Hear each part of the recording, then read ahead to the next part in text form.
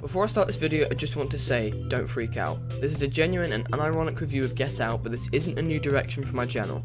Speaking of which, my channel's general direction right now is very slowly diminishing, as you can tell by my broad target audience and content themes. Anyways, I don't know how many of these I intend to do, but I might make a channel solely for the film reviews depending on how many I create. I saw Get Out yesterday and just thought, well, screw it, I might as well create a formal review, so here we go. Hi, I'm Sean. Yes, I know I'm a 13-year-old and I know I'm doing a review for Get Out, and I know I'm a bit sodding late to the party, but you clicked on this video, so blame yourself. By the way, this is all my own opinion, so please don't argue in the comments. I'm not saying that every character that leaves a gaping crevice, also identified as my mouth, is 100% factual. Anyway, this is the review. Overall, I thought Get Out was pretty damn fantastic. Stellar performances, dramatic story beats, and intriguing characters and dialogue, so in summary I was very impressed. Now time to dissect the film a little bit more. By the way, the format of these things operate under is I do a spoiler-free review for those who haven't seen the film yet, give my rating, and then if you care enough, I'll give spoiler thoughts after I've given the actual rating. Anyways, the film opens with a very well done and suspenseful occurrence that I thought was great for the scene that it was, but didn't really add much to the film overall, and played no huge part in the story, which is contrary to what I expected. The beginning of the opening credits then begin to roll, and this brings me on to two big points. The music and photography in this film are both on point. Apart from scenes involving suspense and anticipation, the music was very minimalistic, which created an intense, raw and realistic vibe. The camera work was good, capturing what it needed to whilst also giving everything its own sort of shimmer.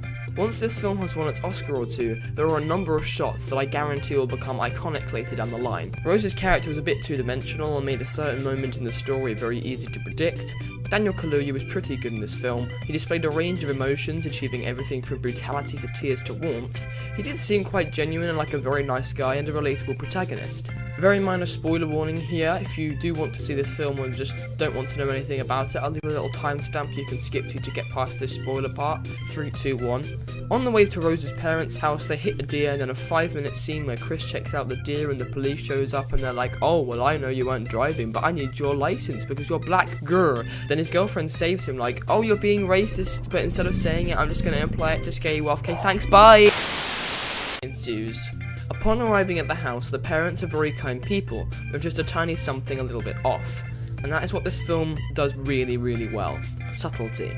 A lot of horror movies have the same consistency of horror throughout, whereas this film perfects the craftsmanship of filmmaking and takes its time to drop little weird quirks to get the blood pumping. The film sticks with you for scaring you in a very manipulative and philosophically challenging way, rather than just going, BWAH! Thing that popped up, be scared! The way that Dean openly says, I know what it looks like, about the black servants and white masters. The link between the first scene and Jeremy's shenanigans at the dinner table was one of the best things about the movie, and I didn't even freaking notice the correlation until further reflection after viewing. The hook is individual, in that the film effectively has two of them. What it is that Chris needs to discover, and if he'll discover it. That is pure genius in my book. Most supporting characters, especially Georgina and Rod, were very well done. Expect to see Lil Rel Howery in a lot of movies. He will forever be a typecast, hilarious, and laid-back black guy. And if you think that that's racist, I agree, but it's not me who thinks that, it's just Hollywood who is. He isn't going to be cast as a hilarious and laid-back guy, he's going to be cast as a hilarious and laid-back black guy, because often, scripts make a big deal out of people being black. Smooth segue. And that's something this film did, but not in a bad way, like I expected. Spoiler right now, so skip here if you wish to see this film and haven't done so already. 3, 2, 1. I thought this film was driven to make white people look like bad people, but that wasn't the purpose of the film. When the protagonist asked one of the members of the cult why they chose black people, he just said that black people were in fad right now. This turned out to be a lot less about race than I expected, so I was pleasantly surprised. The final twist was a bit odd, but in an awesome, ambitious and creative way. The promotional material should have made a bigger deal out of the fact that this film is a comedy movie, but I guess horror is just simply more marketable. The finale was a tad disappointing, as I expected the film to end on a much more intelligent note, but for what it was, there are many moments where the film seriously had me convinced it would end in a way that it didn't, which was so fun. And on a final note, this film doesn't have a whole lot of rewatchability for me, but that isn't a big deal considering just how freaking good this film is. This is a great film to watch with some friends in pure observatory bliss and gets the blood pumping.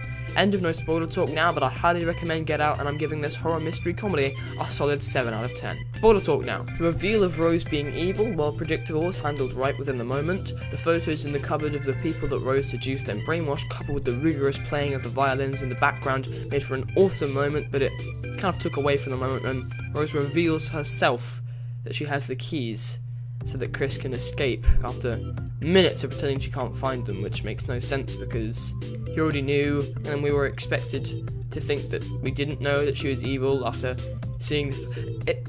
Yeah, it was just a little pet peeve for me. I don't know.